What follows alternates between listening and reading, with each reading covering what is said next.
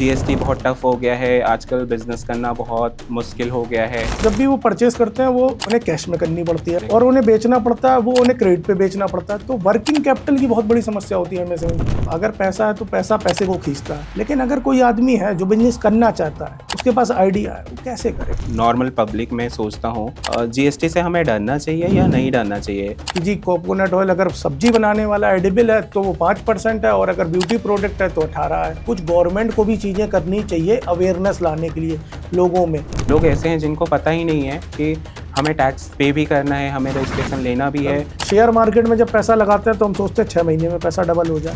6 महीने में कैसे डबल हो जाएगा? आप लगा दो शेयर मार्केट में 20 साल के लिए पैसा। 20 साल पहले आपने एमआरएफ लिया होता सर, 20 साल पहले आपने टाटा मोटर्स लिया होता सर, करोड़पति होते आप।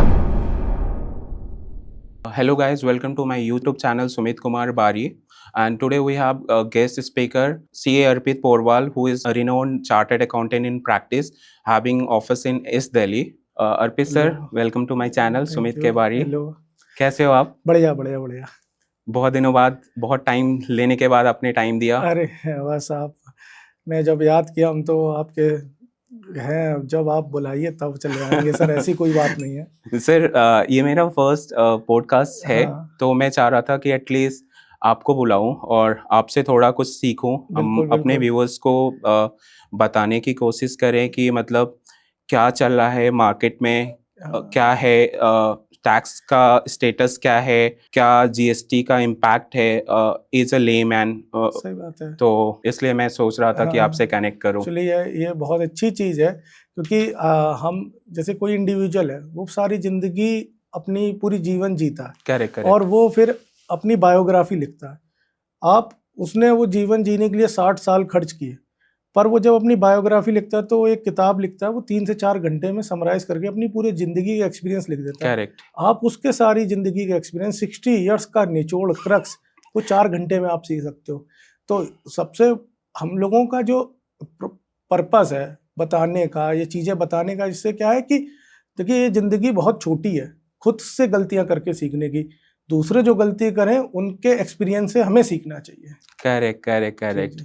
सर, मैं आपसे जानना चाहता हूँ, मेरे व्यूअर्स के भी बहुत सारे ऐसे क्वेश्चंस हो सकते हैं। बिल्कुल। मैं एज अ लेमैन, मुझे ना सबसे पहले कन्फ्यूजन होता है। मुझे बजट नहीं समझ में आता, मुझे बहुत सारे लॉज आते हैं, समझ नहीं आता है। तो अभी क्या है कि मैं बिजनेस करना चाहता हूँ इंडिया में, बट प्रॉब्लम्स क्या है कि मैं जब कहीं न्यूज़पेपर देखता हूँ, कहीं टीवी देखता हूँ, कोई चैनल्स देखता हूँ, तो उसमें पता चलता है कि बोलते हैं कि यार जीएसटी बहुत टफ हो गया है, आजकल बिजनेस करना बहुत मुश्किल हो गया है। और फिर आप इसको कैसे देखते हो? मतलब देखिए आपने जो सवाल पूछा ये बहुत रेलिवेंट क्वेश्चन है, और मैं आज की मतलब अभी कल का ही सिनेरियो है। मेरा एक क्लाइंट है सर्विस इंडस्ट्री में और एडटेक में, ठीक है। तो उनको पैसा चाहिए बिजनेस स्टार्ट करने के लिए। उनके पास बढ़िया आइडिया है, मतलब मैंने खुद सुना आइडिया बहुत अच्छा है, पर उनको अब क्या चाहिए कि पैसा चाहिए बिजनेस करने के लिए। तो अगर वो गवर्नमेंट स्कीम्स में जाते हैं, गवर्नमेंट बैंक्स में जाते हैं, तो वो विदाउट रेवेन्यू आपको पैसा नहीं देते हैं। Correct correct. ठीक है। प्राइवेट फंडर्स के पास जाते हैं तो वो भी आप देखिए शार्क टैंक में भी लोग आते हैं, तो वो जब वो सीड राउंड रेस करते हैं या फिर पहली फंडिंग रेस करते हैं तो शार्क्स उनसे रेवेन्यू पूछते हैं, एबिटा पूछते हैं, बहुत सारी चीज़ें टेक्निकल टर्म्स हैं। तो अगर कोई किक स्टार्ट ही करना है जीरो से, उसके पास ठीक है, हो सकता है मेरे पास आइडिया बहुत तगड़ा हो पर मेरे पास पैसे नहीं है, तो आज की डेट में सर इनिशियली आपको फंडिंग लेने के लिए, या मेरे पास मतलब 10 लाख रुपए हैं, मुझे 20 लाख चाहिए, अब वो 10 लाख मैं कहाँ से लाऊं किक स्टार्ट करने के लिए? अब मैं अगर रेवेन्यू करूं, रेवेन्यू तो तब करूंगा जब उसकी इनिशियल 20 लाख डालूं। जब तक मैं 20 लाख डालूंगा नहीं तब तक रेवेन्यू स्टार्ट ही नहीं कर सकता। मेरा बिजनेस मॉडल ही ऐसा है। तो इंडिया मतलब मोदी जी भी make in India, ease of doing business बहुत प्रमोट कर रहे हैं 2014 से मोदी गवर्नमेंट ने, पर ease of doing business MSME, अब जैसे एमएसएमई की सबसे बड़ी समस्या क्या होती कि उनको पेमेंट तो मिलती है, उनको जब भी वो परचेस करते हैं वो उन्हें कैश में करनी पड़ती है। Correct correct. और उन्हें बेचना पड़ता है, वो उन्हें क्रेडिट पे बेचना पड़ता है। तो वर्किंग कैपिटल की बहुत बड़ी समस्या होती है एमएसएमई। जैसे गवर्नमेंट ने 45 डेज का प्रोविजन लाया है, पर लाया है उसमें कितनी पेनल्टीज लगी या क्या कितनी सीरियसली उसको इम्प्लीमेंट किया जा रहा है, ये मैटर करता है। 45 डेज में क्या लोग, अगर आप एमएसएमई अगर उनको कंपेल करता है 45 डेज में, तो वो कहते हैं हम आपसे परचेज ही नहीं करेंगे, हम दूसरे एमएसएमईज कर लेंगे, नॉन एमएसएमईज कर लेंगे। एमएसएमई सर्वाइव कैसे करे? वो सोचता है कि पहले तो पैसा तो आ जाएगा, पहले बिजनेस तो आए। अब वो बिजनेस के चक्कर में क्या होता है कि वो ठीक है सर क्रेडिट पे ले लीजिए, 45 नहीं 60 डेज में दे दीजिए, 75। और कहीं कहीं क्या होता है कि अगर सामने वाले प्रोडक्ट नहीं चला, आपके में कुछ डेफिशिएंसी निकल आई, तो वो टर्न डाउन कर देते हैं आपका पेमेंट। अब कहीं कहीं केस में तो जीएसटी भी अपनी जेब से भरना पड़ जाता है लोगों को, ठीक है। तो अब आप जीएसटी में ही देखिए, आप परचेजर हैं, तो अगर आपने किसी ऐसी पार्टी से चीजें खरीदी जो वो एग्जिस्ट नहीं कर रही है, जैसे मान लो आपने खरीदी तब वो एग्जिस्ट कर रही थी, उसके बाद उसने कोई फ्रॉड कर दिया, वो भाग गया, करेक्ट। अब उसको तो गवर्नमेंट नहीं पकड़ पा रही है, आपको पकड़ रही है, आपको परेशान कर रही है। तो ईज ऑफ डूइंग बिजनेस, आप ये देखो ना कि एट फॉल्ट कौन इंसान है, आप उसको पकड़ो ना। आप जो इंसान जो देखो, आप देखो कि कहीं भी अगर कहीं गैम्बल हो रहा है, तो जो गैम्बल खेल रहे होंगे वो तो भाग जाते हैं, ठीक है, और जो देख रहे होते हैं वो पकड़े जाते हैं, तो वो निर्दोष आदमी पकड़ा जाता है। तो आप पकड़ो ऐसे इंसान को जो गलती करके भागा है। आप जो खड़ा है वो तो भाई निर्दोष है, वो तो सोचेगा मैं साफ हूं, मुझे क्यों पनिश किया जाएगा, लेकिन अब वो पनिश वही होता है। तो इनिशियली फंडिंग का इतना बड़ा समस्या है कि अब अगर मेरे आपके पास पैसा हो तब आप लाए बिजनेस, हम रेवेन्यू लाए, तो गवर्नमेंट को भी स्टार्टअप में जैसे ग्रांट्स हैं, अब क्या होता है कि गवर्नमेंट के पास इंक्यूबेटर्स होते हैं जहाँ पे आप अपनी स्टार्टअप के थ्रू फंडिंग ले सकते हैं। करेक्ट। अब स्टार्टअप में सबसे बड़ी है कि आपका प्रोडक्ट एकदम इनोवेटिव होना चाहिए, ठीक है। मैं कह रहा हूँ कि कोई मैं ट्रेडिशनल काम ही करना चाहता हूँ, तो उसके लिए भी तो मुझे फंडिंग की जरूरत पड़ सकती है ना। अब मैं इनोवेशंस कहाँ पे लाऊं? मैं बिजनेस करूँ या मैं रिसर्च करूँ?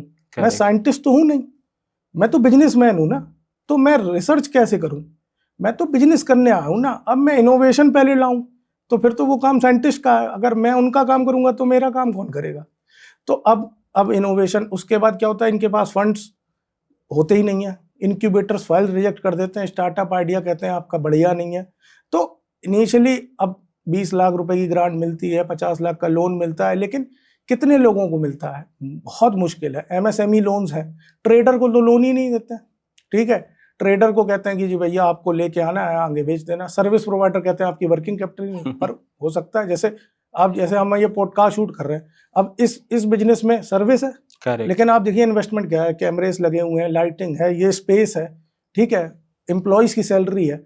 अब डे वन से तो रेवेन्यू होने नहीं लगेगा, बर्न करना पड़ेगा उसके। पर आइडिया, अगर इस बंदे के पास आइडिया, तो गवर्नमेंट, ठीक है, गवर्नमेंट बैंक्स जो कम आपको मोटिव प्रमोट करना ही है एमएसएमई, तो कम इंटरेस्ट रेट पे गवर्नमेंट बैंक्स लोन दे।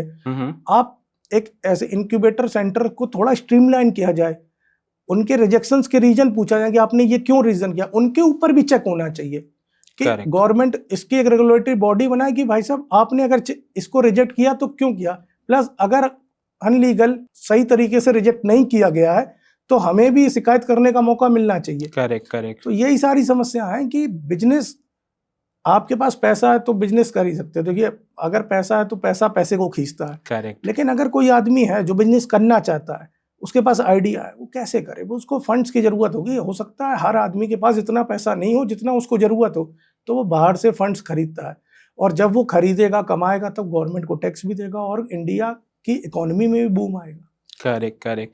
सो मैं as a layman, as a general normal public, मैं सोचता हूँ जीएसटी से हमें डरना चाहिए या नहीं डरना चाहिए?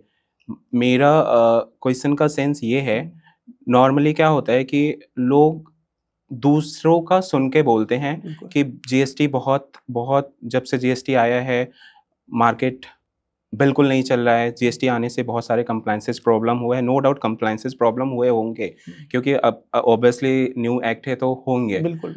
बट क्या आपको लगता है कि इससे ईज ऑफ डूइंग बिजनेस बढ़ा है? देखिए जब जीएसटी आया था तो इन्होंने उसको नाम दिया था goods and simple tax. Correct. ठीक है, और एक टैक्स और एक सारे 13-14 टैक्सेस को खत्म करके एक टैक्स किया था। आइडिया बहुत अच्छा था, ठीक है, क्योंकि पहले वैट वाला सर्विस का इनपुट नहीं ले पाता था, सर्विस वाला गुड्स का इनपुट नहीं ले पाता। ये चीज़ें अच्छी हुई हैं जीएसटी में, लेकिन क्या है कि आप सर देखो 7 साल हो गए, ठीक है। अब अगर एक बच्चा होता है वो 7 साल में पढ़ने लगता है, मैच्योर हो जाता है, मतलब अगर हम देखें अपने एजुकेशन सिस्टम में तो 3rd-4th क्लास में हो जाता है, ठीक है, चलने लगता है, सब कुछ समझने लगता है। 7 साल हो गए सर जीएसटी को, और अभी तक रोज चेंजेस आ रहे हैं। ठीक है, अगर आप प्रिपेयर नहीं थे, ठीक है, अब क्या है कि सिनेरियो आप देखते हैं, ये समस्या आ रही हैं, फिर उसको आप फिर उसमें चेंजेस लाते हैं। आप प्रोएक्टिव अप्रोच क्यों नहीं अपनाते? Correct. आप पहले से जाइए और देखिए कि क्या सिनेरियो हो सकते हैं, कहाँ समस्याएं आ सकती हैं पब्लिक को। जहां समस्याएं आ सकती हैं आप उसके लिए पहले ही से प्रोविजन बनाइए ना। अब आप एक जीएसटी काउंसिल की मीटिंग होती है, कभी पॉपकॉर्न पे कैरेमल पॉपकॉर्न 18%, 12%, 5%, 3 टैक्स पॉपकॉर्न के ही हैं। कोकोनट ऑयल की अलग डिबेट सुप्रीम कोर्ट तक गई कि जी कोकोनट ऑयल अगर सब्जी बनाने वाला एडिबल है तो वो 5% है, और अगर ब्यूटी प्रोडक्ट है तो 18 है। तो बस फिर तो अरे कोकोनट ऑयल में आप 5% लिख दो, फिर वो सर में लगाए या सब्जी बनाए, कोई दिक्कत नहीं। तो करेक्ट, वो इतनी स्ट्रीमलाइन complicated- नहीं है, हाँ, राइट। प्लस आप ये देखिए कि आप नेसेसरी गुड्स, नेसेसरी, अब जो आम मिडिल क्लास फैमिली है, मिडिल क्लास लोग इस दुनिया में सबसे ज्यादा पिसते हैं इस इंडिया में। क्या है कि उनके पास कमाई भी लिमिटेड है, प्लस खर्चे भी हैं। अब क्या है, हेल्थ इंश्योरेंस पे जीएसटी है, तो हेल्थ इंश्योरेंस अब वो ले, उस पर भी अब उसकी कॉस्टिंग बढ़ गई। कंजम्पशन कैसे बढ़ेगा? जब तक आप परचेज पावर नहीं दोगे ना इंसान के अंदर, तो कंजम्पशन कैसे बढ़ेगा? अब 18% आपने उससे ज़्यादा ले लिया, अब वो 18% बचता तो वो कहीं और भी कोई एड ऑन भी ले लेता, मैटरनिटी ले लेता, कुछ ओपीडी के वो ले लेता, तो वो चीज़ें उसको डायरेक्ट फायदा करती। वो तो क्रेडिट ले नहीं सकता 18% का। करेक्ट। अब देखो, आपने बुक्स फ्री कर दी हैं तो कॉपीज पे टैक्स लगा दिया। गवर्नमेंट एग्जाम की प्रिपेयर करता है बच्चा, उसके एग्जाम फॉर्म पे आपने 18%। तो आप समझो ना कि किस किस चीजों पे आपको टैक्स लगाना चाहिए। प्रोएक्टिवली समझो, आप जाओ, आपके ब्यूरोक्रेट्स हैं, पॉलिसी मेकर्स हैं, जहां मार्केट में वो भी तो फेस कर रहे हैं ना। जनता के बीच में जाके उसका समाधान ढूंढो कि भैया क्या दिक्कतें होती हैं, महंगाई क्यों बढ़ रही है। ठीक है, अब इतनी सिंप्लीफाई करना था जीएसटी को, उसको कॉम्प्लिकेट नहीं करना था जितना। अब कौन सा एक्ट है जो 7 साल बाद भी इतनी अमेंडमेंट रोज आती हैं? किसी एक्ट में नहीं आती है, पर जीएसटी में क्यों आ रही? क्या तो आपने जब लॉन्च किया तब आप प्रिपेयर्ड नहीं थे, या आपने बहुत जल्दीबाजी में लॉन्च किया? जब और फिर अगर मैं कह रहा हूँ दिक्कतें हैं इस एक्ट में, आप आराम से 1 साल बैठो, सारी समस्याएं लिखो और एक बार अमेंडमेंट ले आओ। ठीक है, फिर फाइनेंस एक्ट में पहले क्या होता था, साल में एक बार बजट आता तब अमेंडमेंट आती थी। ठीक है, जीएसटी की काउंसिल मीटिंग ही होती है अमेंडमेंट लाने के लिए।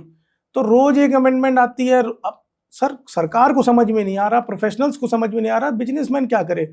वो बिजनेस करे सर कि जीएसटी के कंप्लायंस में वो उलझा रहे सर। करेक्ट। ठीक है, मैंने जैसे आपको पहले ही बताया कि वो किसी ने सेल की, वो गायब हो गया तो उसको पकड़ा जा रहा, उसका जीएसटी सस्पेंड हो गया, फिर वो ईबे बिल नहीं बना पा रहा। 50 तरीके की दिक्कत है, उसको नोटिस आ रहे हैं, वहां से एंटी इवेजन और एजेंसियां लग जाती हैं उसके पीछे कि भैया आपने ऐसे, आप भी मिले हुए हो। समस्या ये है कि आप उसको पकड़ो ना जिसको पकड़ना चाहिए, आप इसको स्ट्रीमलाइन करो। देखो, ऐसा नहीं है कि केवल सरकार ही गलत है, लोग भी बहुत गलत करते हैं। Correct. लेकिन ठीक है, आप ऐसा फुल प्रूफ सिस्टम बनाइए जिसमें कि आप ना वो हो जाए। अब जैसे काफी अच्छी चीजें हुई कि आप एक 3B R1 तभी आप फाइल, जब तक R1 नहीं फाइल होगा, 3B नहीं फाइल होगा, R1 नहीं फाइल कर सकते हैं। पर ये सारी चीजें आप धीरे धीरे सीख रहे हैं। जीएसटी भी इवॉल्व हो रहा है, पर ठीक है 1-2 साल तक तो लोगों ने टॉलरेट किया।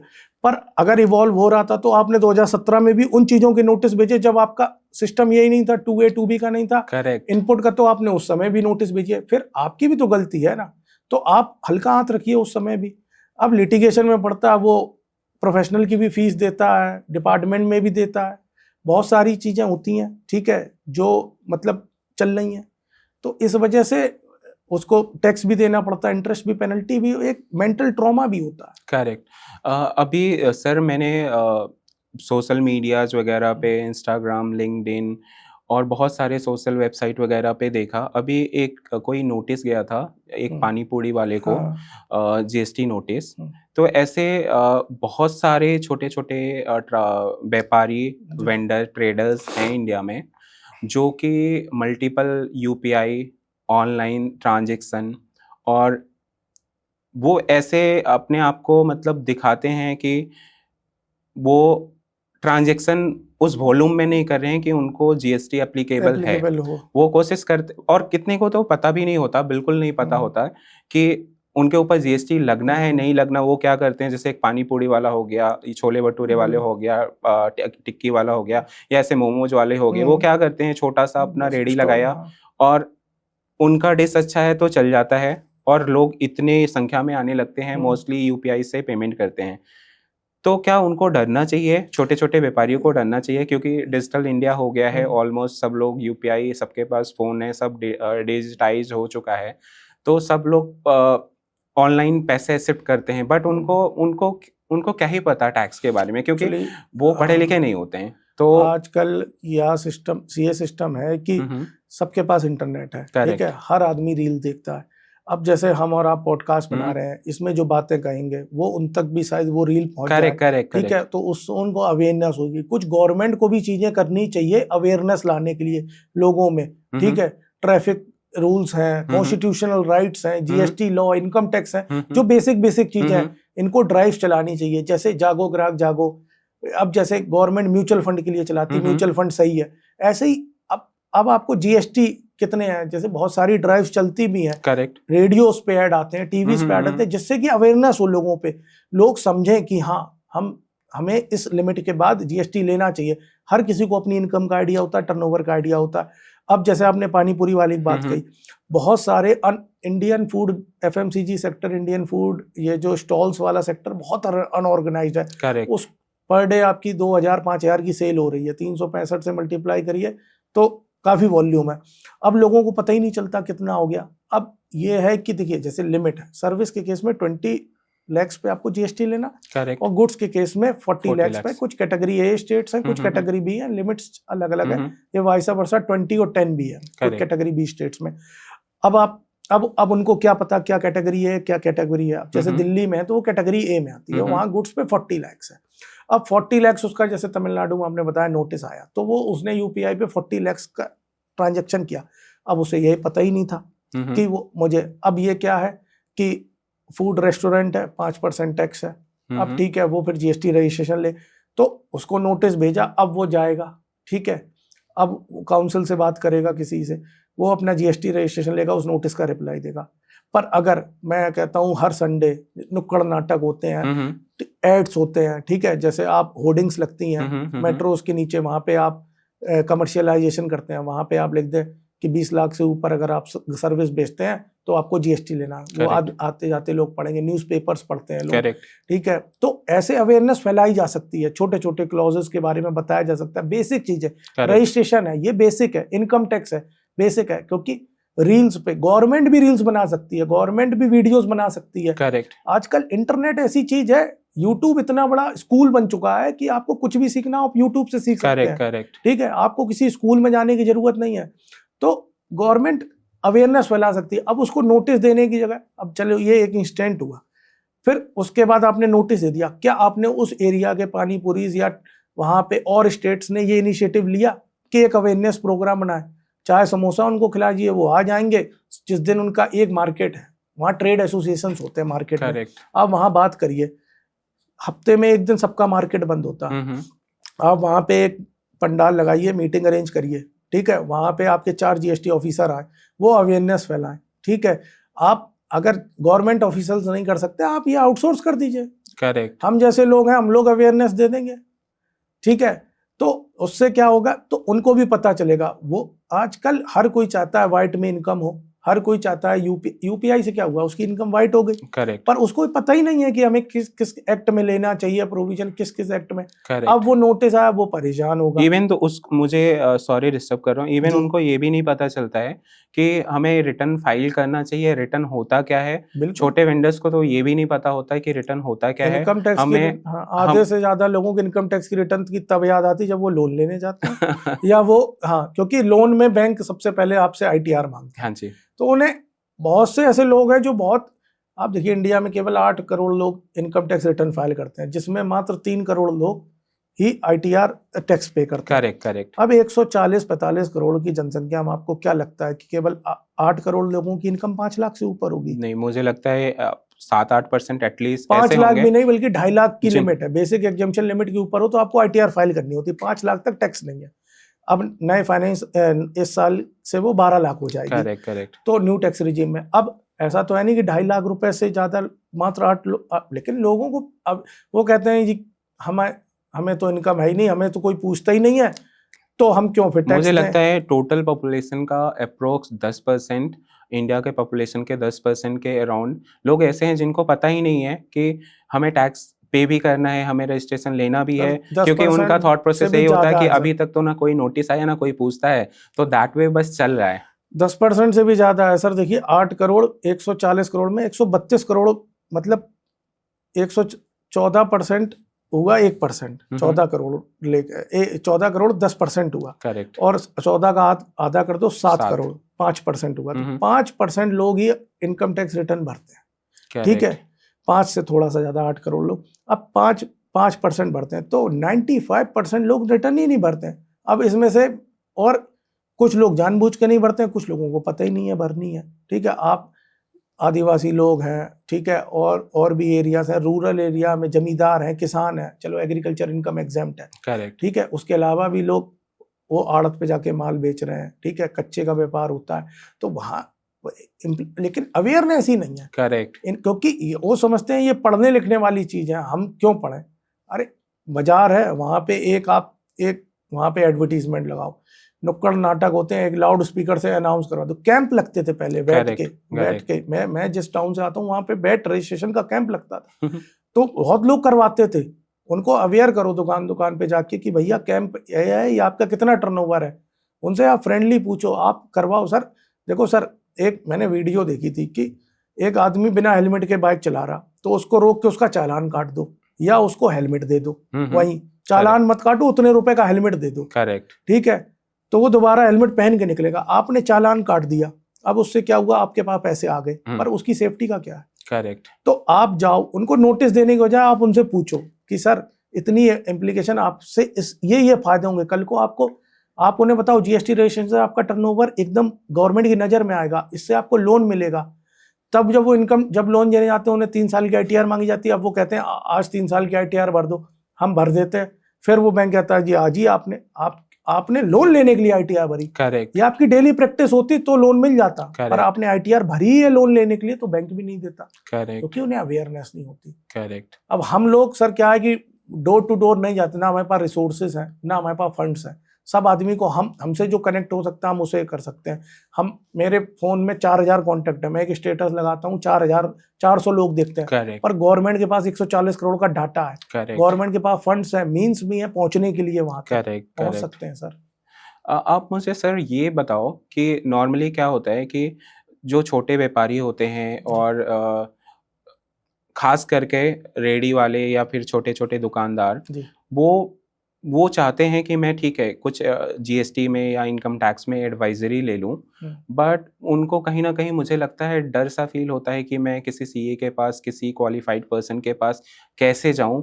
क्या मैं उस कैपेबल नहीं हूँ कि जाके उनसे कनेक्ट करूँ?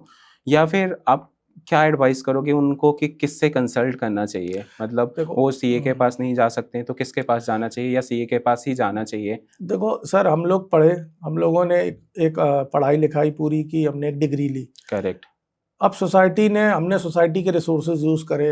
आपने जब डिग्री ली होगी तो आपने एग्ज़ाम की प्रिपरेशन करते टाइम अपने मोहल्ले या लाइब्रेरी के पास के चाय वाले से चाय भी पी होगी, करेक्ट, ठीक करेक्ट, है। आपने कहीं खाना वाले के यहाँ खाना भी खाया होगा, आपने किसी रूम वाले के यहाँ रूम भी लिया होगा। करेक्ट, तो अब हम जब काबिल हो गए तो हमारा टाइम, हमारी रिस्पॉन्सिबिलिटी है पे बैक करने की सोसाइटी करेक्ट, को। करेक्ट, तो अगर हमारे पास कोई आता है या हम किसी से मिलते हैं और हमें लगता है कि हम नॉर्मल बातों बातों पूछ सकते हैं, भैया आप जीएसटी करते हो, आप जीएसटी भरते हो, आप अपना इनकम टैक्स भरते हो, आपको ये फायदे हैं, तो ये हम भी एक इनिशिएटिव ले सकते हैं, प्रोफेशनल्स भी ले सकते हैं, आप भी करेक्ट, चार्टर्ड अकाउंटेंट आप भी ले सकते हैं, करेक्ट, ठीक है, और भी हमारे भाई बंधु हैं वो सब ले सकते हैं ये करेक्ट, इनिशिएटिव।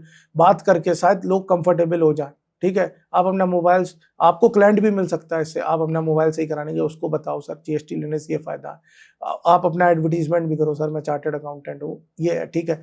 देखिए सबसे बड़ी बात है कि कोई क्लाइंट छोटा है वो बड़ा नहीं होता, आज करेक्ट, छोटा है कल को वो पता नहीं, आज एक शोरूम है कल को उसके 100 शोरूम भी हो सकते हैं, करेक्ट, ठीक है। एक आज मोबाइल रिपेयर कर रहा, कल को वो कहीं से कोर्स करके आए, वो दुबई चला जाए तो भी आपसे शायद आईटीआर भरवाए, करेक्ट, बहुत सारी चीजें। अब दूसरा क्या है कि वो कहाँ जाते हैं, छोटे शहरों में तो सर एडवोकेट्स के पास जाते हैं, क्योंकि करेक्ट, उन्हें पता है सीए वर्ड नहीं सुनते हैं। मैं भी जिस होम टाउन से आता हूँ, जिस जगह से आता हूँ औरैया डिस्ट्रिक्ट से, वहाँ पे मैं पहला, और औरैया डिस्ट्रिक्ट में काफ़ी सी हैं, पर जिस मेरा टाउन है ना वहाँ पे मैं पहला सी हूँ। तो बहुत साल तक बहुत लोगों को, मैं आपको एक इंस्टेंट बताऊँ, मेरे घर के बगल में एक सज्जन रहते हैं नेबर, उनका अच्छा खासा टर्नओवर है, उनका ये मैदा और वनस्पति ऑयल, शक्कर का काम है, बहुत सारा उनका काम है, मतलब टर्नओवर है। तो वो ऑडिट कराते हैं। करेक्ट। ऑडिट, टैक्स ऑडिट होती है, वो भी सीए ही करता है, आपको पता है। करेक्ट। वो किसी एडवोकेट के थ्रू कराते हैं। तो करेक्ट। वो जब मैं सीए बना तो उन्होंने मेरे पापा से पूछा आके कि सीए क्या होता है। तो आप समझो, जो इंसान ऑडिट करा रहा है एडवोकेट से, ठीक है, उस पर साइन सीए ही कर रहा है, लेकिन उसको भी नहीं पता सीए क्या होता है। तो पूरे पहले जमाने में एडवोकेट्स ही होते थे, वही वैट के टाइम पे सारा टैक्स से रिलेटेड काम करते थे, इनकम टैक्स से रिलेटेड काम करते थे। तो वो एडवोकेट, तो वो कंफर्टेबल होते हैं एडवोकेट के। अच्छा, उन्हें ये लगता है कि जी अपने आपस का ही बंदा है, करेक्ट। हम इससे रोज उठते बैठते हैं और इसने पढ़ाई करी है, इससे बात कर लो। उन्हें लगता है सीए क्या होता है, एकदम व्हाइट कॉलर, एकदम बड़ा पढ़ा लिखा आदमी, एसी ऑफिस में बैठने वाला, ठीक है, और इससे मिलने गए तो इसके कंसल्टेंसी चार्जेस ही बहुत ज़्यादा होंगे, या ये बहुत ज़्यादा फीस चार्ज करेगा, करेक्ट। या अगर इनिशियली कम ले रहा है तो बाद में कुछ बातों में फंसा देगा, ठीक है, तो उससे हमारी फीस ज़्यादा होगी। लेकिन ऐसा नहीं है, हम लोग भी आपकी तरह हैं, और हम भी सोसाइटी को पे बैक करने आए हैं। आपको किसी भी इंसान को कोई भी दिक्कत हो, आप हमारे पास फ्रीली आ सकते हैं। देखिए, आप भी अगर कोई गुड्स खरीदने जाते हैं तो क्या है कि आपको प्राइस बताया जाता है कि सर डव साबुन इतने रुपए का है, करेक्ट। ठीक है, और आपको लाइफ बॉय से नहाना है, डव से, वो आपकी चॉइस है। आप आए हमारे पास, हमसे हमसे सर्विस पूछें, आप अपनी समस्या बताएं, हम अपने प्राइस बताएंगे। आपको Correct. अच्छा लगता है तो करें, नहीं लगता है तो जहां अच्छा लगे वो करें। पर मेरा यही एडवाइस आपके व्यूअर्स को और सबको, कि आप जिससे भी काम कराएं, पहले उसकी कंपेटेबिलिटी, कैपेबिलिटी, इंटीग्रिटी, एजुकेशन सब चेक करें। क्या वो आपका काम करने के लिए, आप आज नहीं देखें, एक कहावत है ना, सस्ता महंगा रोए एक बार और सस्ता रोए बार बार। आप आज मत ये देखिए कि महंगा है, ठीक है, आप ये देखिए कि वो क्या क्वालिटी आपको दे रहा है। एक सीए आप मेहनत करके एग्जाम पास करके आता है, प्रॉपर पढ़ाई करता है, ना कोई रिजर्वेशन है, ना कोई कोटा है, करेक्ट। ठीक है, ना कोई चीटिंग करता है। आप वो आया तो वो आपको सर्विस दे रहा, आपको लग रहा है इसकी सर्विस महंगी है, पर क्वालिटी भी आप कंपेयर करो, कॉस्ट और बेनिफिट एनालिसिस करिए उसका, करेक्ट। कि क्या ये हमें जो दे रहा है, इसकी जो इनपुट है, ये जो हमें हमारी बिजनेस क्या है, कि एक सीए है, ठीक है, वो आपको और भी चीजें बिजनेस में गाइड करे। जैसे मेरे क्लाइंट्स हैं, अब मेरा एक क्लाइंट है मैन्युफैक्चरिंग करता है, एक Correct. क्लाइंट है कपड़े की मैन्युफैक्चरिंग करता है, एक क्लाइंट है कपड़ा बेचता है। करेक्ट। तो मुझे लगा इन दोनों को मिलाया जा सकता है, मैंने उन दोनों को मिलवा दिया, Correct. उनकी सिनर्जी बन गई। आपको बिजनेस में भी कोई दिक्कत होती है, मेरे क्लाइंट्स को मुझसे कंसल्ट करते हैं, मैं उनको गाइड करता हूँ, सर आप ऐसे नहीं ऐसे करिए, आप ऐसे एडवर्टीजमेंट करिए। जैसे एक मेरा क्लाइंट था, वो स्कूल, उसका स्कूल है एक छोटी सी जगह में, करेक्ट। एक रेसिडेंशियल सोसाइटी है, करेक्ट। तो उसके बच्चे नहीं आ रहे थे। मैंने उसको एक आइडिया दिया, मैंने कहा एक ई रिक्शा बुक करो, उसके ऊपर एक अपना स्कूल का एडवर्टीजमेंट और उसमें सब 2-3 बड़े जिंगल विंगल डाल के कैसेट रिकॉर्ड करो, करेक्ट। और उस ई रिक्शा पे एक लाउड स्पीकर बांध दो, करेक्ट। और 3 दिन तक पूरे एरिया में ये ई रिक्शा घुमाओ, ठीक है। आदमी दिन में 10 बार अगर एक ही चीज सुनेगा तो उसका मन होगा देख के आता हूँ यार स्कूल कैसा है, करेक्ट। ठीक है। और जब आप भी कोई पैसा खर्च करते हैं अपने बिजनेस में, तब सामने वाले को लगता है he is damn serious about his business. Correct. अगर आप बैठे हैं, आप सोच रहे हैं कि जी मेरे पास धंधा आए, तो बैठे नहीं धंधा आएगा। आपको अपना पेन, सेक्रीफाइस, आपको लोगों को दिखाना पड़ेगा कि आप इस धंधे के लिए सीरियस हैं। आपको बहुत ज्यादा जरूरत है क्लाइंट्स की, और जरूरत है, और आप क्वालिटी भी दे पा रहे हैं, Correct. देंगे। तो जब सारी चीजें उनको लगेगा कि यार ये सीरियस है, ये बंदा करके दिखाएगा, करेक्ट। आज इसका इनिशियल, आज हम इसका साथ देते हैं, ये बहुत आगे तक जाएगा। करेक्ट। तो वो आपकी मदद करते हैं, लोग, सोसाइटी पे बैक करती है। तो कंक्लूजन ये है हमारे व्यूअर्स के लिए, लाइक जो किसके पास जाना चाहिए, कोई भी service tax, GST, income tax, किसी चीज से रिलेटेड या कोई रजिस्ट्रेशन, आप जाइए उससे, आप उससे सवाल करिए, करेक्ट, आप उसका सवाल जवाब सुनिए, प्लस आपके पास जितने भी अवेलेबल हो, मान लो एक सीए आपकी लोकेलिटी में, एक एडवोकेट है, आप दोनों के पास जाइए, करेक्ट, दोनों के जवाब सुनिए, दोनों आप एकदम लेमन लैंग्वेज में उनसे समझिए कि क्या क्या प्रोविजन है, प्लस देखिए कि वो कितना पेशेंटली आपको समझा रहा है, कितना पेशेंटली आपके काम में इंटरेस्ट ले रहा है। करेक्ट। ठीक है, देखिए हो सकता है कि बहुत बड़ा एडवोकेट हो, आप अगर एक इनिशियली जीएसटी रजिस्ट्रेशन लेंगे वो आपको एंटरटेन ना करे, करेक्ट। और हो सकता है कि एकदम नया सीए हो, वो आपके जीएसटी रजिस्ट्रेशन को भी एकदम शिद्दत से करे। करेक्ट। तो करेक्ट। आप देखिए कंपैरिजन, वैल्यू एडिशन। हाँ, कि कौन आपके काम को सीरियसली ले रहा है, कौन आपके काम पे अपना एफर्ट डाल रहा है। करेक्ट। जब आप रेशनली डिसाइड करिए, नॉलेज पे, एफर्ट पे, टाइम। सर्विस में सबसे अच्छी चीज क्या होती है? क्वालिटी, टाइमली सर्विस देना। ठीक है, तो वो टाइमली सर्विस मिले आपको, और आपके लिए आप धंधे में अपना फोकस कर पाए, आपको ये कंप्लाइंसेस में उलझना ना पड़े। ये आपकी, मैं प्रैक्टिस करता हूँ, मैं एक ही पॉलिसी है, अगर आपको लेट फीस लगी ना मेरी वजह से, तो वो मैं पे करूंगा। करेक्ट। इतना अपने आप को आपको हार्ड मुझे बनाना पड़ेगा, क्योंकि अगर क्लाइंट की गलती नहीं तो क्लाइंट क्यों पे करे, मैं पे करूंगा ना। ठीक है, अगर मेरी गलती है तो ऐसे आप प्रोफेशनल पे जाइए जो कमिटेड है काम के लिए। और सर आप मुझे ये बताइए, अभी कैसा है कि जीएसटी में छोटे लोग, छोटे व्यापारी ये सब डरते हैं कि एक बार मैंने रजिस्ट्रेशन ले लिया तो मुझे बहुत सारे कंप्लाइंसेस करने पड़ेंगे, बहुत सारे पैसे पे करने पड़ेंगे गवर्नमेंट को, बहुत सारे पैसे पे करना पड़ेगा प्रोफेशनल्स को, कंसल्टेंट को। क्या ये बात सही है? देखिए, मैंने आपको पहले ही बताया जीएसटी का कि ये तो इनडायरेक्ट टैक्स है। इनडायरेक्ट टैक्स का मतलब आप तो पे ही नहीं कर रहे हो, आप एक माध्यम हो गवर्नमेंट के जमा कराने, पे तो कर रहा है अल्टीमेट कंज्यूमर। ठीक है, पार्ले जी का बिस्किट है, अगर मैंने खरीदा और मैंने उसको खा लिया तो मैंने जीएसटी पे किया। ठीक है, जिसने मुझे बेचा उसने नहीं पे किया, मैंने उसको जो एमआरपी पे करी उसमें जीएसटी इंक्लूडेड है। अब क्या है कि आपको अपनी जेब से कुछ नहीं देना, आपका जो मार्जिन है वो इंटैक्ट है। ठीक है, पीछे से आप बिस्किट लेके आए, वो बिस्किट पे आपने आईटी पे किया टैक्स, वो आपको आईटीसी मिल गया, मुझसे जो मिला वो आपकी लायबिलिटी होगी, माइनस करके गवर्नमेंट को पे कर देना। हाँ, थोड़ा सा वर्किंग कैपिटल आपकी फंसेगी जितने दिन वो स्टॉक बना रहेगा, लेकिन उससे आपको बेनिफिट क्या है? जीएसटी से आपकी एक नंबर का टर्नओवर है, प्रॉपर अकाउंटेड गवर्नमेंट की नज़र में। ठीक है, आप उस पर फिर आपके खर्चे माइनस करके आपकी इनकम टैक्स रिटर्न आप फाइल करते हैं, आपकी एक नंबर का वाइट का पैसा। अब आप सोचो 4 साल बाद आपने सोचा मैं एक गाड़ी खरीद लूँ 15 लाख की, आपने कभी आईटीआर नहीं भरी, गवर्नमेंट आपसे पूछेगा आपके पास 15 लाख कहाँ से आए।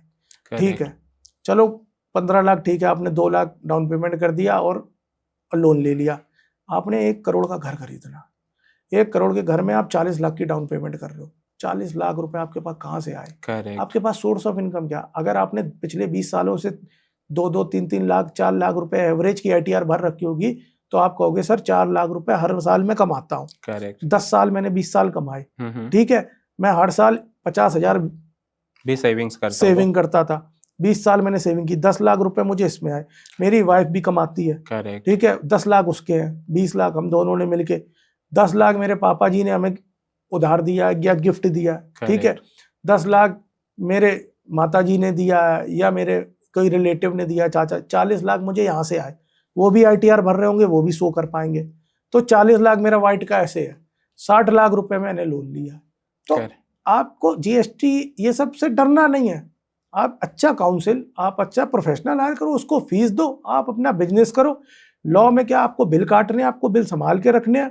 ठीक है, ई-वे बिल काटना, आपको लॉ अबाइडिंग सिटीजन बनना, आपको कोई ब्रीच नहीं करना, सारी चीजें स्मूथ लाइन है। हर 20 तारीख को 3B से टैक्स पे होगा, 11 तारीख को R1 से रिटर्न फाइल होगी। आप अपने बिल शेयर करो, टाइमली सब चीजें करो, आप बिजनेस पे फोकस करो। सर देखो 50 चीजें आपको, अच्छा केवल बिजनेस के अलावा आप और भी चीज तो कर रहे हो, आप सैलरी भी देते हो बच्चों की।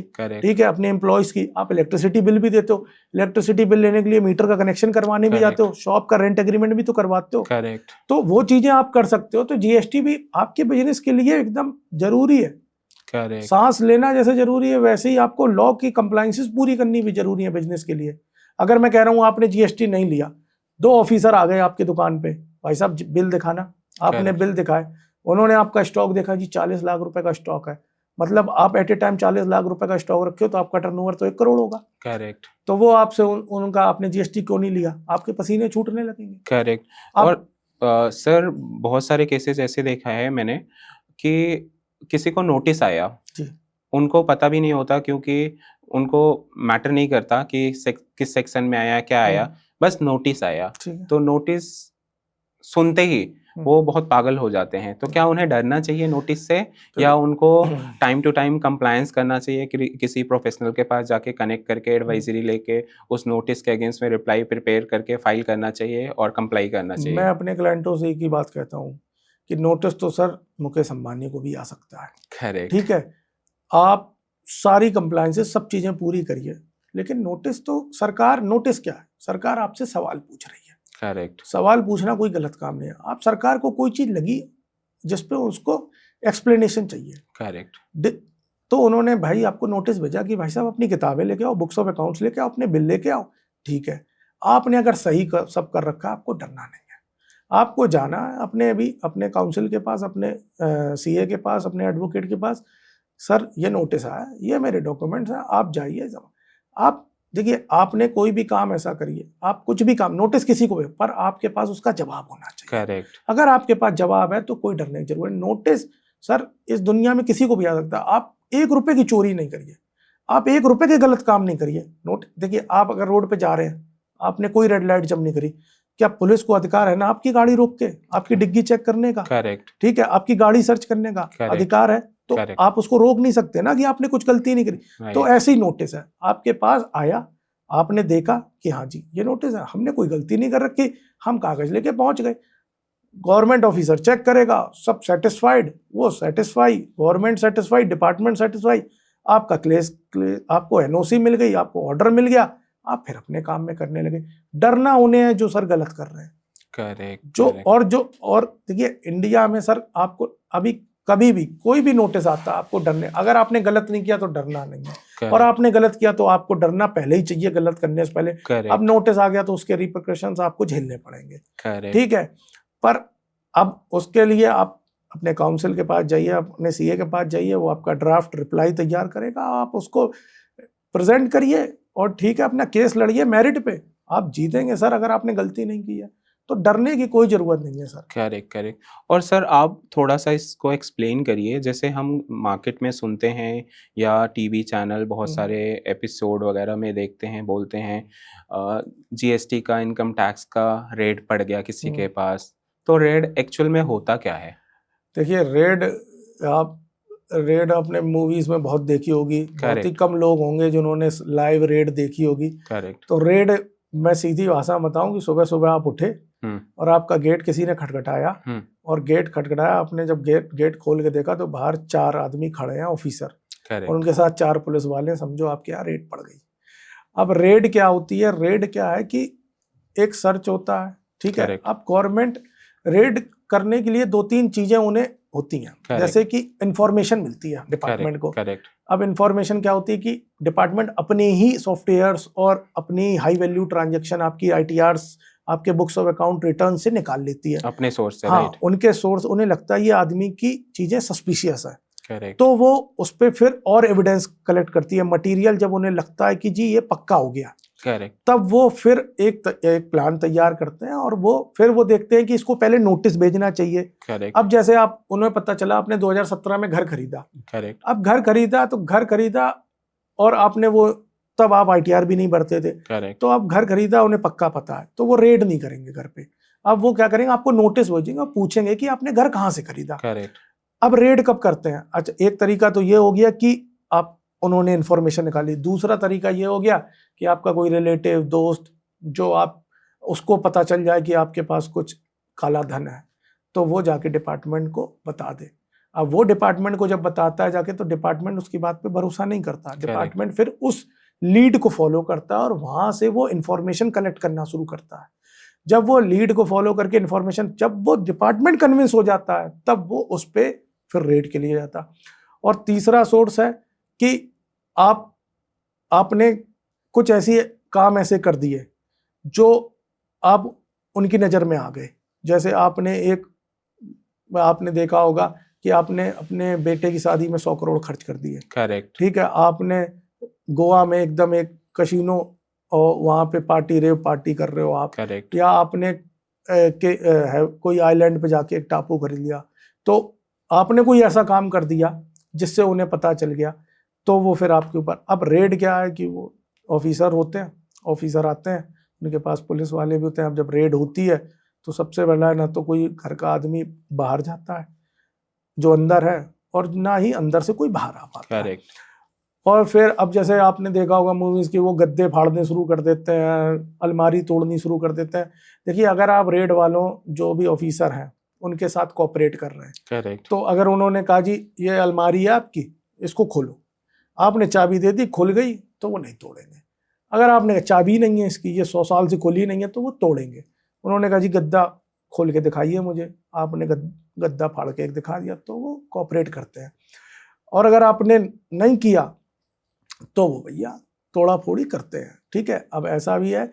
और अभी मैंने एक न्यूज़ पढ़ी, एक महाराष्ट्र में एक जालना डिस्ट्रिक्ट थी, तो वहाँ पे मतलब इनकम टैक्स डिपार्टमेंट को रेड मारनी थी, पर इनकम टैक्स डिपार्टमेंट को ये लगा कि अगर हम स्पॉट पे जाएंगे अपनी गाड़ियों से, तो वो अलर्ट हो जाएंगे और हमें एविडेंस या पैसे नहीं मिलेंगे, जो उनको काफ़ी अमाउंट था। जालना डिस्ट्रिक्ट की खबर है। तो उन्होंने एक फुल प्रूफ प्लान बनाया। उन्होंने एक फेक मैरिज की बारात, तो बारात एक ऑर्गेनाइज करी, उसमें गाड़ियां थी, बकायदा गाड़ियां सजी हुई थी, उसमें स्टिकर लगे हुए थे, राहुल वेट्स प्रिया, या मतलब एक ही स्टिकर, गाड़ियां सजी, दूल्हा था, बाराती थे, और तकरीबन 100 के ऊपर गाड़ियां थी।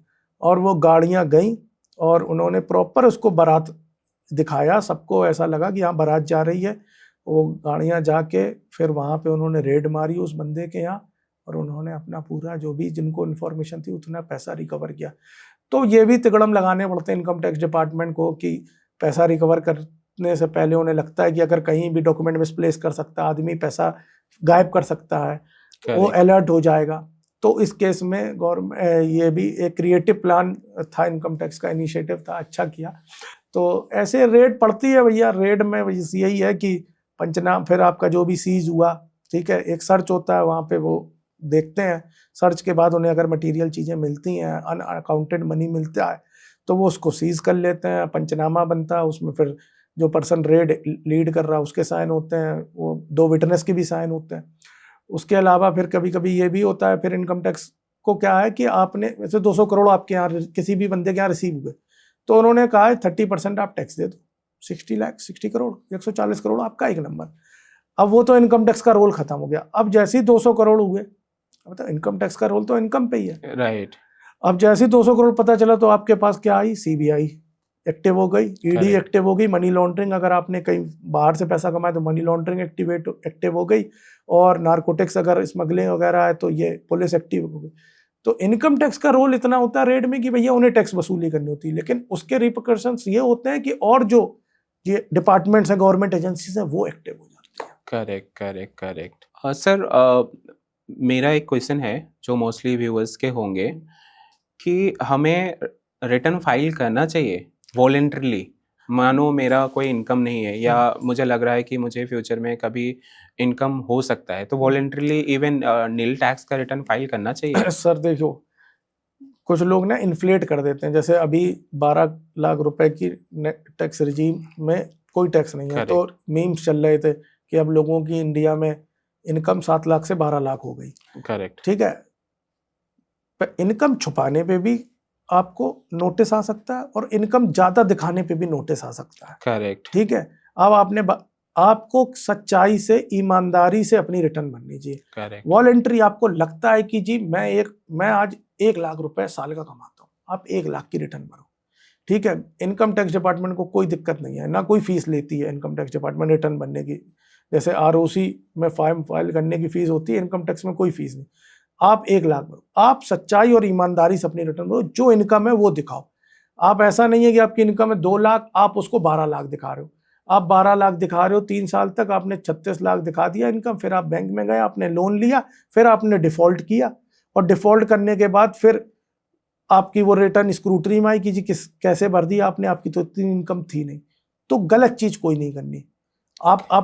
आपको देखिए, आज भी इंडिया में आप ये समझिए कि किसी को नोटिस आ जाता है ना, उसके हाथ पैर ढीले हो जाते हैं। करेक्ट। ठीक है, हम और आप तो प्रोफेशनल है, हम लोग तो डेली, पर आदमी की नींद खराब हो जाती है। मैंने बहुत किसी आदमी जिसने कभी पुलिस स्टेशन नहीं गया, ठीक है, जैसे किसी ट्रैफिक पुलिस नहीं पकड़ा, उसको एक इनकम टैक्स का नोटिस आ जाए, उसे रात में नींद नहीं आएगी, उसे जीएसटी का नोटिस आ जाए, उसे रात में नींद नहीं आएगी।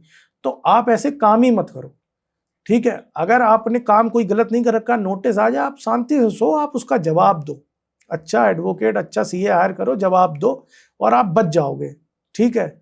इंडिया में लॉ और जस्टिस अभी भी प्रिवेल करता है और अच्छा प्रिवेल करता है। करेक्ट। तो अपनी इंडियन जुडिशरी है अच्छी, आप प्रिवेल आप करो, गलत काम मत करो। डरना तब है जब आपने गलत काम किया, और एकदम सच्चाई और ईमानदारी से अपनी इनकम दिखाओ, ना इन्फ्लेट करो ना डिक्रीज करो। ओके।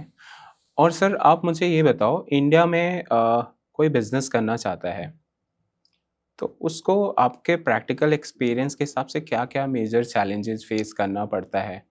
देखिए, बिजनेस को सबसे पहले तो मैंने एक आपको बताया, फंडिंग का इशू था। करेक्ट। सबसे पहले तो फंडिंग।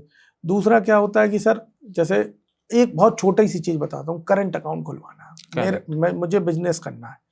अब कल मेरे एक फ्रेंड से ही बात हो रही, उसकी वाइफ डेंटिस्ट है, तो उनको एक डेंटल वो अपना क्लिनिक खोलना है। करेक्ट। अब उन्होंने को करंट अकाउंट खुलवाना है, यूपीआई उस पर वो रिसीव करेंगे। करेक्ट। अब डेंटल सर्विसेज पे या मेडिकल सर्विस पे जीएसटी नहीं है, तो वो जीएसटी नहीं लेंगे। करेक्ट। अब एक तो है, अब क्या होता है जब वो करंट अकाउंट खुलवाने जाएंगी तो उनसे गवर्नमेंट बैंक मांगेगी 2 प्रूफ उनके बिजनेस एंटिटी के। करेक्ट। अब प्रोप्राइटरशिप बिजनेस है तो उसका प्रोप्राइटर का ही पेन से ही चलता है बिजनेस। करेक्ट। करेक्ट। पार्टनरशिप में अलग पेन होता है।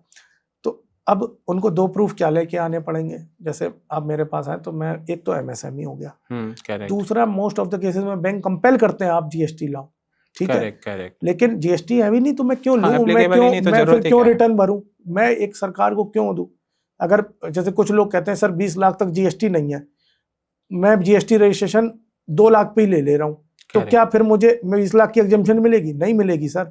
आपने ले लिया मतलब आप जीएसटी एक्ट से गवर्न हो गए। अब Correct. आपको जीएसटी चार्ज भी करना है, पे भी करना है। Right. एग्जम्पशन है रजिस्ट्रेशन ना लेने की। Correct. अगर आपने रजिस्ट्रेशन ले लिया तो पूरा एक्ट आप पे लग गया। आप करेक्ट। अब उनको या तो एमएसएमई एक सर्टिफिकेट मिल जाएगा, अब दूसरा क्या, या तो फिर जैसे हरियाणा गुड़गांव में उनको क्लिनिक खोलना है तो फिर वो शॉप एंड एस्टेब्लिशमेंट एक्ट ले। करेक्ट। ठीक है।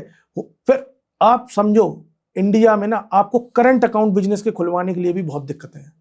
करेक्ट। ठीक है। फिर उसके बाद करंट अकाउंट खुलवाने, अब जैसे आप प्राइवेट बैंक में चले गए तो वो ऊपर नीचे करके खुलवा भी दे। सरकारी बैंक में हम किसी के पास 1 लाख रुपए अपफ्रंट देने के लिए नहीं, प्राइवेट बैंक 1 लाख रुपए की चेक मिनिमम बैलेंस मांगते हैं। करेक्ट। सरकारी बैंक के पास आप जाओगे तो वो कहेंगे जी एमएसएमई है, जीएसटी लेके आओ, या फिर आप ये उसके नाम पे मिनिमम बैलेंस का भी। मिनिमम बैलेंस चलो गवर्नमेंट में कम है, मैं कह रहा हूँ मेरे पास पैसे नहीं है, मैं गवर्नमेंट में खुलवाना चाहता हूँ, तो शॉप एंड एस्टेब्लिशमेंट एक्ट लेके आओ। ठीक है।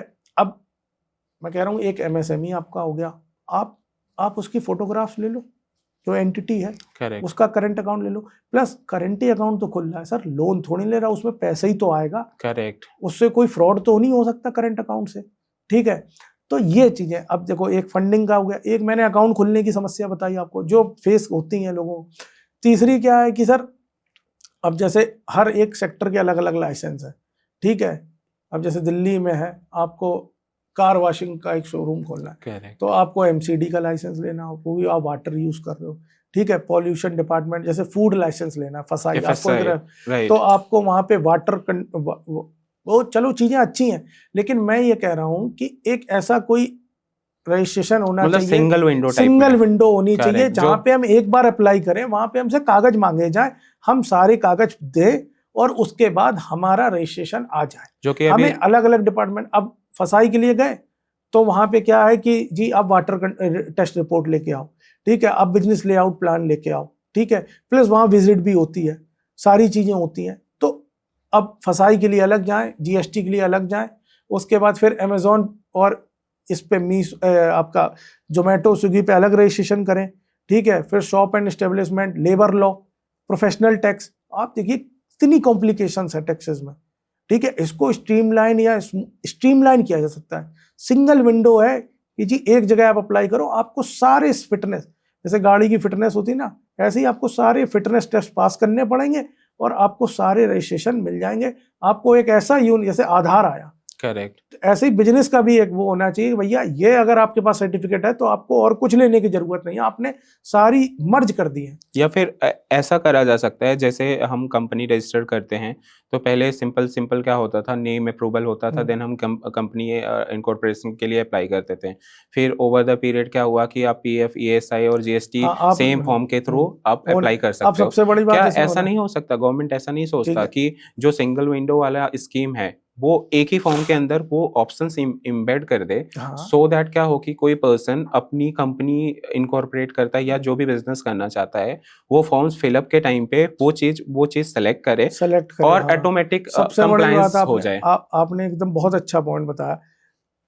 जीएसटी तो ऑप्शन है, आप कंपनी करेक्ट, इनकॉर्पोरेट, पर पीएफ ईएसआई का ऑप्शन है, आपको वो लेना ही पड़ता है। करेक्ट, ठीक है, अब आपने ले लिया, अब मेरी एप्लीकेबिलिटी नहीं है, मैंने अभी बिजनेस स्टार्ट नहीं किया, अब मुझे मैसेज आते हैं आपने पीएफ कंप्लाई नहीं कर रहे हो, आप ईएसआई कंप्लाई नहीं कर रहे हो, सबको आए, प्राइवेट लिमिटेड वाले सबको आए, करेक्ट, आप ये कंप्लाई नहीं कर रहे हो। अरे मुझे जरूरत ही नहीं थी, आपने दे दिया तो दे दिया। तो आप PF department, ministry of corporate affairs, PF और ईएसआई डिपार्टमेंट बोलिए कि सर आप जाइए वहां विजिट करिए, देखिए किसके ऊपर कंप्लाई हो रहा है कि नहीं, या आपको उसको नोटिस भेजिए, नोटिस भेजिए, हम एक ड्राफ्ट रिप्लाई करें। अच्छा, नोटिस भेजने के लिए डिपार्टमेंट विजिट करने की जरूरत नहीं, आप एक विंडो बना दीजिए, ठीक है, या फिर मैं नंबर आ गया, मैं रजिस्टर करूंगा, ठीक है, तो फिर मेरे ऊपर कंप्लाई, मैं पीएफ एक्ट और ईएसआई एक्ट की वेबसाइट पे रजिस्ट्रेशन अपना लॉगिन नहीं बना रहा हूं, तो इसका मतलब मेरे ऊपर कंप्लाई नहीं हो रहा, फिर मुझे मैसेज आ रहे हैं। अब वो क्लाइंट क्या करते हैं, फिर हमें फॉरवर्ड करते हैं, सर ये पीएफ ईएसआई कंप्लाई नहीं हो रहा, सर आपके ऊपर एप्लीकेबल ही नहीं है अभी। अब जैसे जीएसटी का ऑप्शन है, ऐसे पीएफ ईएसआई ऑप्शनल होना चाहिए, आपको चूज करना है नहीं, या फिर अगर आपको देना ही है तो आपको देना है तो फिर आप मैसेज मत भेजिए, जब हमारे ऊपर एप्लीकेबल होगा हम लॉगिन कर लेंगे उस वेबसाइट पे, अपना यूजर आईडी बनाए, भरना शुरू कर देंगे। करेक्ट, अब अभी क्या क्या चीजें नहीं होती, एमएसएमई का नहीं मिलता कंपनी रजिस्ट्रेशन के टाइम पे, ठीक है, उसका एक ऑप्शन डाला जा सकता है। दूसरा, स्टार्टअप में रजिस्ट्रेशन का नहीं मिलता, वो डाला जा सकता है एक ऑप्शन। तो ये दो है। लेबर शॉप एक्ट है, शॉप एक्ट तो आ गया, ठीक है, उसके बाद लेबर लॉज है, ठीक है, फैक्ट्री लाइसेंस होते हैं, चलो फैक्ट्री एक अलग है। अगर मैन्युफैक्चरिंग है, मैं तो कह रहा हूं अगर एंटिटी ने ऑब्जेक्ट अपना मैन्युफैक्चरिंग चूज किया या बिजनेस एक्टिविटी कोड मैन्युफैक्चरिंग, उसको तुरंत वही फैक्ट्री करेक्ट, लाइसेंस पे टिक करवाइए और उसे फैक्ट्री लाइसेंस दे दीजिए हाथ के हाथ।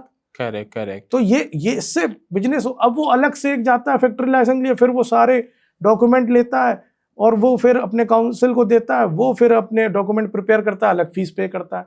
जब आपको देना ही है तो अपफ्रंट दे दीजिए, अगर वो ऑप्शन दे दीजिए ना कि इतने लाइसेंसेस आए बिजनेस चलाने के, आपको जो टिक करोगे आपको वो मिल जाएगा। ये अलाइन करे जा सकते हैं ना सेंट्रल गवर्नमेंट के लाइसेंस, और जब जीएसटी इतना बड़ा एक्ट, वहां स्टेट और सेंट्रल अलाइन कर सकते हैं, तो फिर स्टेट के जितने भी लॉज हैं, जैसे पीएफ ईएसआई स्टेट गवर्न करता है, तो ये भी अलाइन करे जा सकते हैं, सेंट्रल कर सकते हैं। Correct, correct, correct.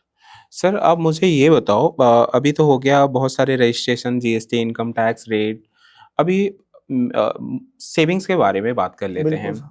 कि मेरे पास थोड़े से पैसे हैं, मैं कंफ्यूज रहता हूँ कि मैं पैसे लगाऊं तो कहाँ लगाऊं, गोल्ड में लगाऊं, मार्केट में लगाऊं, मार्केट का मुझे नॉलेज नहीं है, म्यूचुअल फंड में लगाऊं। अभी मार्केट का स्टेटस ऐसा हो रखा है कि डेली मार्केट देखो तो डेली रेट पे रेट, डेली लोअर सर्किट लगे जा रहे हैं। ग्लोबल मार्केट भी सेम ही परफॉर्म कर रहा है। मैं रियल एस्टेट वगैरह में जा नहीं सकता क्योंकि मेरे पास उतने पैसे नहीं हैं। सही बात है। तो आप मुझे क्या सजेस्ट करोगे, मेरे व्यूअर्स को क्या हाँ। सजेस्ट करोगे जिसके पास उतने पैसे नहीं हैं, जिसका सोर्स ऑफ इनकम बहुत लिमिटेड रूप में है? देखिए, एक थंब रूल होता है 50-30-20 का। करेक्ट, तो 50% आपको अपनी नीड्स पे खर्च करना चाहिए, 30% अपनी वांट्स पे, और 20% की सेविंग होनी चाहिए। अब कहाँ सेविंग करें? देखिए, हम सारी जिंदगी पढ़ते हैं पैसा कमाने के लिए, करेक्ट, पर उस पैसे को कहाँ लगाना हम ये पढ़ते ही नहीं है। ना तो ये हमारे करिकुलम में है 12th तक, उसके बाद ना ये फिर यूनिवर्सिटी लेवल पे भी पढ़ाया नहीं जाता है। अगर कोई फाइनेंस स्पेशल पढ़ रहा है तब उसको समझाया जाता है कि अपने Correct. पर्सनल फाइनेंसेस कैसे मैनेज करें। करेक्ट, तो अवेयरनेस बहुत जरूरी है। अब जैसे मैंने बताया, यूट्यूब बहुत बड़ा स्कूल है, तो आप यूट्यूब से सीख सकते हैं, ठीक है, कहाँ करना आप। फिर उसके बाद आपको देखना है कि कितना अमाउंट आपको इन्वेस्ट करना है, प्लस पहले तो अपना गोल डिसाइड करो कि हमें पैसा किस लिए इन्वेस्ट करना है। करेक्ट, एक सेविंग के लिए करना है, इन्वेस्टमेंट अपना सेविंग करने के लिए, या फिर आपको कोई गोल है कि जी घर खरीदना 20 साल बाद, तो फिर आप किसी एडवाइजर के पास जाओ। एडवाइजर जैसे म्यूचुअल फंड एडवाइजर होते हैं, डिस्ट्रीब्यूटर्स होते हैं। करेक्ट। तो एडवाइजर और डिस्ट्रीब्यूटर अलग अलग चीज। डिस्ट्रीब्यूटर का काम होता है सर, आपको म्यूचुअल फंड दिया, करेक्ट। आपने खरीद लिया, और जब तक आप उसको होल्ड करोगे उसको कमीशन आता रहेगा। करेक्ट। एडवाइजर क्या होता है, वो आपको एडवाइस करता है, ठीक है, उसका इंटरेस्ट होता है क्लाइंट के सेटिस्फेक्शन में। म्यूचुअल फंड डिस्ट्रीब्यूटर जो होते हैं उनका इंटरेस्ट होता है कि ये फंड कैसे ज्यादा से ज्यादा बेचा जाए, किस फंड में उन्हें कमीशन आ रहा है वो ज्यादा से ज्यादा बेचा जाए। एडवाइजर आपके बेटर इंटरेस्ट में काम करता है कि जी आपकी वेल्थ कैसे इंक्रीज हो। तो एडवाइजर अच्छा देखो, उसको अपना गोल बताओ, उसको अपना पीरियड बताओ, वो आपको एक SIP या लमसम क्या आपके लिए बेनिफिट है वो आप देखो। डायरेक्ट इक्विटी है। अब क्या करते हैं हम लोग, जाते हैं ट्रेडिशनल मेथड पे। पहले क्या चलती थी, FDs, आप FD में पैसा लगा देते हैं, ठीक है, पर आप समझो अगर एक FD आपको 5%, आप और पोस्ट टैक्स रिटर्न्स देखो, FD पे टैक्स है, ठीक है, अब आप 30% के स्लैब में आ रहे हैं, अगर आपकी FD 6% का इंटरेस्ट दे रही है तो 1.8 इंटरेस्ट कम हो गया, तो पोस्ट टैक्स रिटर्न 4.2 हुआ। अब आप सोचो, आपको लग रहा है कि FD पे पैसा सेफ है, मैं कह रहा हूँ FD में आपका पैसा गायब हो रहा। करेक्ट। क्यों हो रहा है सर, मैं बताऊं, आपका इन्फ्लेशन कितना है, 5-6%, करेक्ट। आपको FD रिटर्न कितनी दे रही, 4.2, 4.2। आपका पैसा तो कम हो गया ना, इन्फ्लेशन ही बीट नहीं कर पाई सर FD। करेक्ट। तो आप ऐसे देखो, अब FD हम 5 साल की कर देते हैं, और शेयर मार्केट में जब पैसा लगाते हैं तो हम सोचते हैं 6 महीने में पैसा डबल हो जाए। 6 महीने में कैसे डबल हो जाएगा, आप लगा दो शेयर मार्केट में 20 साल के लिए पैसा। आप आज रिन्यूएबल एनर्जी का सोर्स है सोलर, EV, आप ले लो कोई सोलर का स्टॉक, 20 साल बाद देखना सर, या 20 साल पहले देख लो सर, जो स्टॉक लगे हैं 20 साल पहले आपने MRF लिया होता सर, 20 साल पहले आपने कोई भी लिया, टाटा मोटर्स लिया होता सर, करोड़पति होते आप। नॉर्मली क्या पैटर्न नोटिस करा गया है, और क्या पैटर्न मैं खुद फॉलो करता हूँ कि मैं पहले, मेरे पास जो भी पैसे आते हैं मैं पहले जी भर के खर्चे करता हूँ। मैं नहीं सोचता कि कल क्या होगा या मेरे पास पैसे बचेंगे नहीं बचेंगे, और ऐसे नॉर्मली सब लोग करते होंगे। फिर जो बचा तो इन्वेस्ट करता हूँ, नहीं बचा तो कोई बात नहीं, मैं इन्वेस्ट नहीं करता। देखो सर, मैं एक चीज मानता हूँ कि उपयोग की चीजें खरीदो, उपभोग की चीजें मत खरीदो। ओके। उपयोग है कि जो आपकी जरूरत है, नीड। उपभोग है लेजर, प्लेजर, ठीक है। आज हर इंसान ना डेट ट्रैप में फंसा हुआ है। आप देखोगे ना, आप देखो सर, 1 लाख रुपए सैलरी है, 80,000 रुपए EMI है लोगों की। आप सर लोन, बाहर घूमने के लिए यार लोग लोन ले रहे हैं, ऐसा भी क्या घूमना, आप लोन लेके घूमने जा रहे हो। मैंने एक बैंक का ऐड देखा, लिटरली वहां वो कह रहे थे आप ट्रैवल के लिए लोन ले लीजिए। सर ठीक है, आप होम लोन ठीक है, समझ में आता है, कार लोन ठीक है, नीड है सर, जरूरत है आज की डेट में, ठीक है। आप गैजेट्स के लिए भी, अगर आप गैजेट्स के शौकीन हैं, आप मोबाइल के शौकीन हैं, आप उसके लिए भी लोन ले लीजिए, लैपटॉप के लिए लोन ले, पर घूमने के लिए सर लोन, ठीक है। आप अब रोजमर्रा की जिन जरूरतों के लिए भी अगर आप लोन लोगे तो फिर आप क्या समझो, आप समझो वहां इंटरेस्ट भी दे रहे हो, आप स्ट्रेस आउट हो। इवन तो ऐसा हो गया कि कुछ महंगे कपड़े लेने जाओ, वो लोग भी ऑफर करते हैं कि आप EMI पे ले सकते हो। हाँ, तो फ्लिपकार्ट में आप किसी भी चीज के लिए EMI करवा सकते हो। करेक्ट। तो आप देखो कितना डेट ट्रैप फंस गया। आप क्रेडिट कार्ड्स, आदमी प्लास्टिक मनी पे ही जिंदा आज की डेट में। मैंने 2-3 चीजें मैंने देखी थी इंटरनेट पे कि आपकी सैलरी जितनी है पर मंथ, उससे महंगा आपका मोबाइल नहीं होना चाहिए। अगर आप 50,000 रुपए कमाते हो, आपके पास 1.5 लाख का फोन नहीं होना चाहिए। करेक्ट। ठीक है। दूसरा, आप 50% मैंने कहा ना, आपकी नीड पे खर्च होना चाहिए, 30% आपकी वांट्स पे खर्च होना चाहिए। नीड क्या, आपको खाना, रोटी, कपड़ा, मकान, ठीक है, इन चीज़ों में आपके 50% खर्च होना चाहिए। फूड होगा, ग्रोसरी हो गया, बर्थडे हो, स्कूल की फीस हो गई बच्चों की।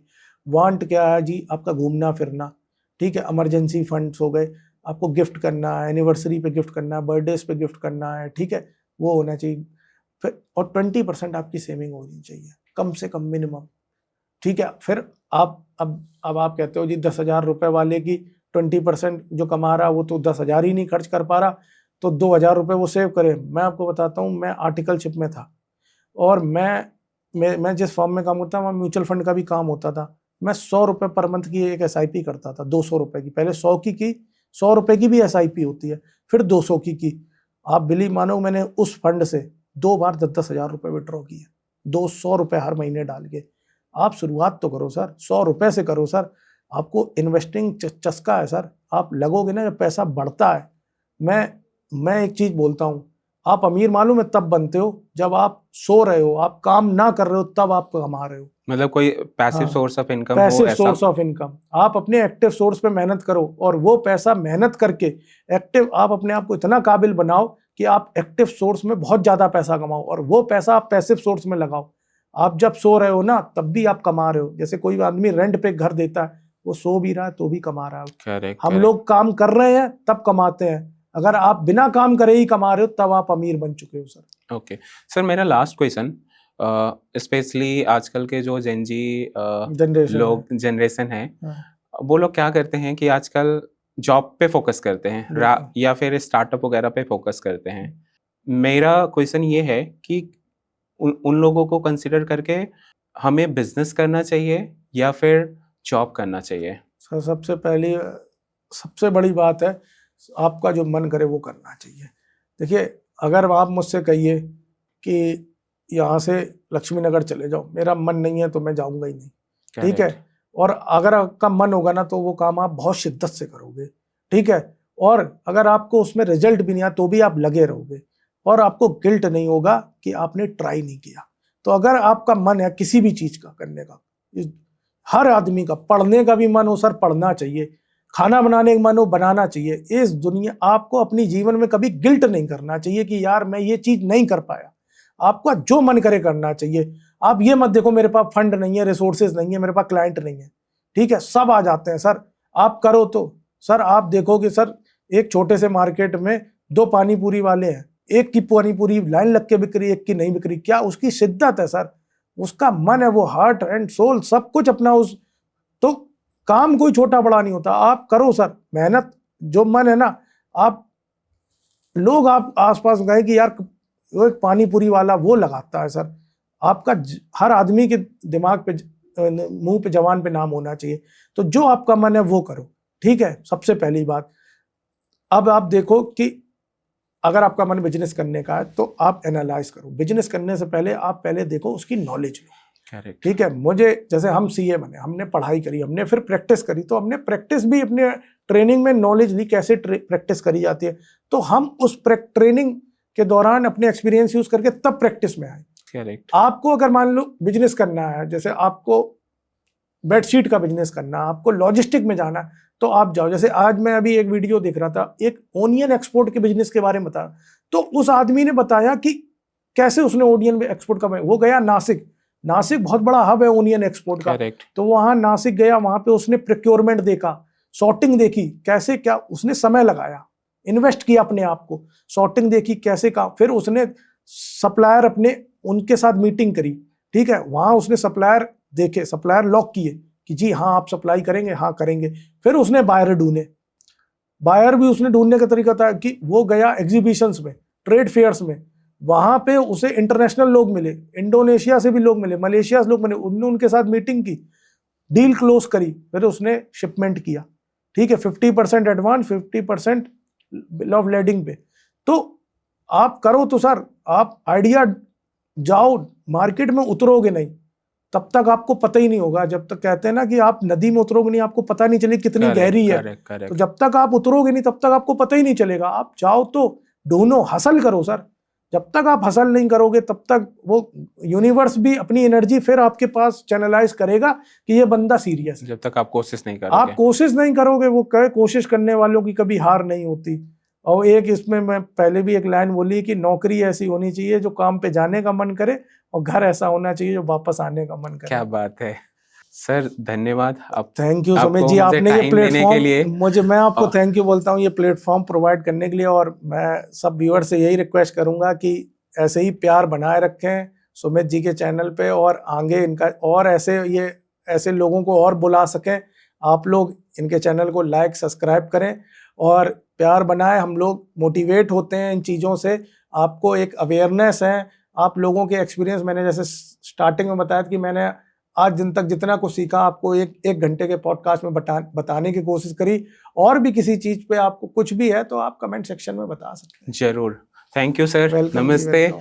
और व्यूअर्स से यही बोलना चाहूँगा कि आपको कोई टॉपिक के बारे में जानना है तो प्लीज़ कमेंट करें, चैनल को लाइक, सब्सक्राइब करें और प्यार बनाए रखें। Thank you.